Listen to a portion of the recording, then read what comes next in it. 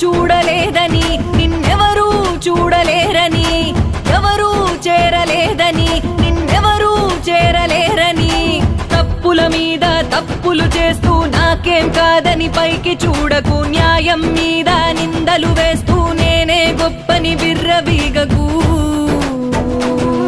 ఆ పరమేశ్వరుని మూడో కన్నే అన్నీ చూస్తుంది, శిక్షలు వేస్తుంది, తప్పించుకోలేవులే. నమః శివాయ, నమః శివాయ.